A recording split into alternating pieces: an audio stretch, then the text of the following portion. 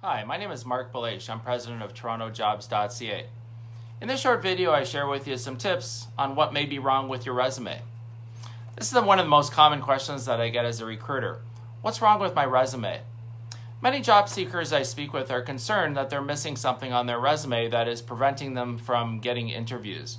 Perhaps they think they're missing that one silver bullet, that one component, that one thing that will make the difference between getting tons of interviews and phone calls and emails from recruiters and the phone not ringing. Unfortunately, unless there's something glaringly wrong with your resume, it's probably not the case. Here are some tips on what you can do for your resume in order to improve your chances of getting interviews. First of all, look at the big picture of your resume. Is your resume complete with proper job titles, proper information, dates, and so on? This is a big component that most people miss. Formatting is very important also, especially when you're trying to brand your resume and brand your profile. It's very important for you to have a good look and image for you and representing yourself. Does your resume give a recruiter a clear understanding of what you're looking for? A lot of times I find that people don't really put in an objective, or it's very hard to understand what they were specifically looking for. So the best thing to do is make sure that there's an objective line to explain what it is that you are specifically looking for. Put at least your city on your resume. So this comes up quite a bit, and this is a trend that has developed over the last probably 5 years or so. When I first got into recruiting back in 1995, what I found was that people would have full disclosure of their information, of their address, their phone number, and so on and so forth. And over time, that because of perhaps privacy issues and reasons, and I understand about those, don't get me wrong, but over time, it's gone to putting all this information to putting zero information. So all you get sometimes as a recruiter, looking at a resume, is I get the person's name and perhaps a phone number.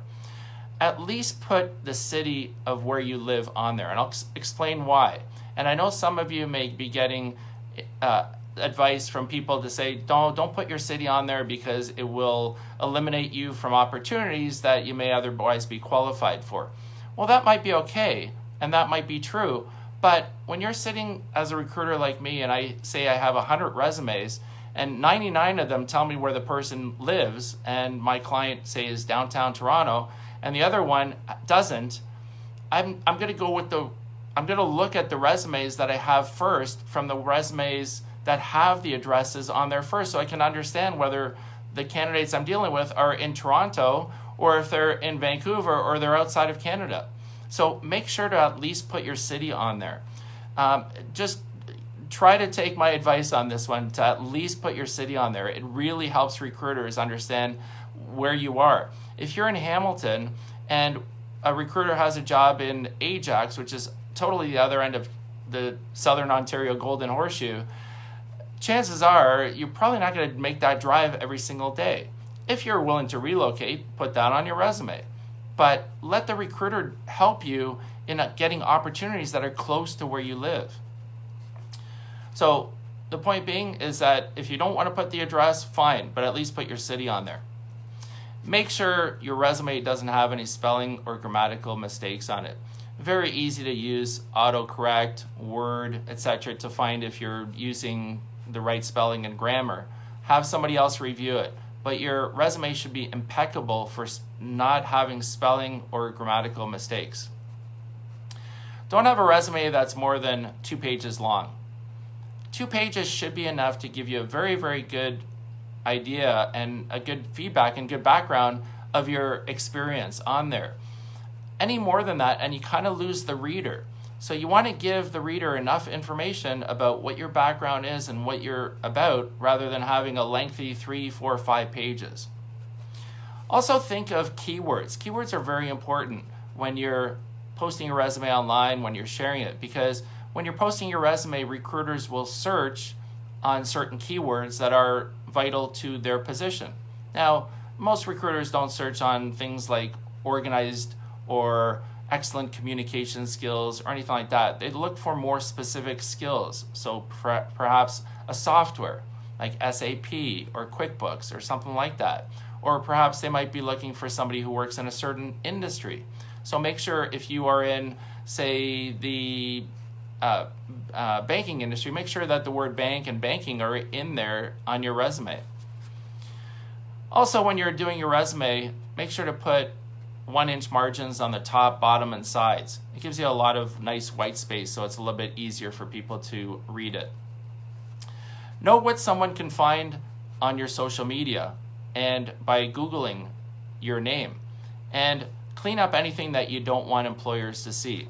So make your privacy settings tighter if you have to, if there's something that you don't want to see. And I always say, if you don't want your parents to see it, you don't want your employer to see it either.